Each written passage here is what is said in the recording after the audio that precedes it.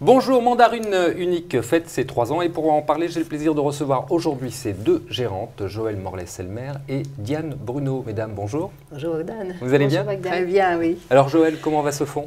Eh bien, très bien. Comme vous l'avez dit, bientôt les 3 ans d'existence, à fin mars. Donc, c'est toujours très important comme période pour un fonds et pour un gérant. Voilà, c'est à partir de cette date qu'un certain nombre de nos clients regardent le fonds. Donc le bébé a grandi, il fait maintenant pratiquement 75 millions d'euros et d'actifs. Et puis les performances sont très bonnes depuis la création. Alors je citais quand même quelques chiffres parce qu'on en est fiers. C'est plus 52% pour le fonds contre un indice dividende réinvesti à plus de 29%. Pas mal. En 2 mots, rappelez-nous un petit peu, parce que Unique, c'est particulier, comme dirait l'autre. Oui, donc c'est un fonds de petite et moyenne capitalisation européenne. Et on s'est mis une contrainte, on investit sur des sociétés uniques. Et donc, ça veut dire quoi, justement, c'est ça? Alors, ce sont des sociétés qui soit n'ont pas de comparable coté en Europe, soit ont des parts de marché mondiales très élevées, plus de 25%, et on en trouve finalement peu de ce type de société au sein des grandes capitalisations et proportionnellement plus au sein des petites et moyennes capitalisations, ou ce sont des sociétés qui, au sein de leur secteur, ont une exposition géographique tellement spécifique qu'elles sont très différentes de leur secteur. Donc un périmètre réduit quand même, il n'y a pas autant de leaders ou de valeurs uniques sur le marché? Non, alors en fait, les petites et moyennes capitalisations qui correspondent à ces critères, voilà, c'est à peu près 300-350 valeurs. Ça va, donc on peut travailler. Exactement. Alors Joëlle, en 3 ans, de quoi êtes-vous le plus fier? Qu'est-ce que vous retenez en matière de gestion? Écoutez, déjà que la philosophie d'investissement et l'univers qu'on s'était choisi, donc était quand même un univers plus limité que l'ensemble de la cote, ait bien fonctionné, et ça dans des contextes de marché quand même qui ont été très différents, qu'il ait reçu de l'intérêt de la part de clients et prospects, alors même qu'il n'avait pas encore ces 3 ans de track record, comme on dit. Mais est-ce qu'il y a un élément marquant sur les 3 ans où vous dites, tiens, ça on l'a bien fait, ou ça…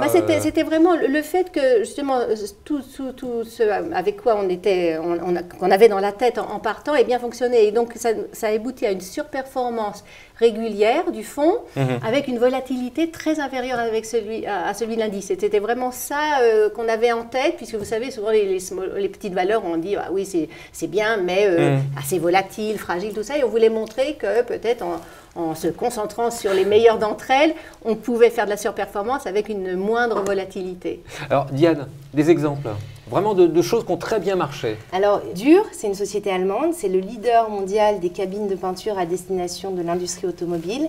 C'est des parts de marché mondiales très importantes, plus de 50%. C'est un vrai savoir-faire technologique, puisque le groupe a développé une cabine de peinture qui consomme 40% de moins d'électricité que celle de ses concurrents, et ça leur a permis de gagner de fortes parts de marché. D'accord.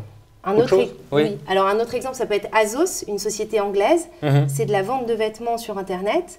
Azos, ça veut dire as seen on screen, donc vu à la télé. Au départ, la société, elle copiait le look des stars. Et puis, c'est devenu un grand distributeur de vêtements sur Internet. La particularité de cette société, c'est qu'ils n'ont pas de magasin du tout. D'accord. C'est que Internet. Et ensuite, ils se sont développés dans le monde entier. Et aujourd'hui, c'est des très fortes croissances avec des marges très correctes, une marge opérationnelle de 8%. Non mais d'accord, vous en parlez très bien, mais en termes de résultats, ça…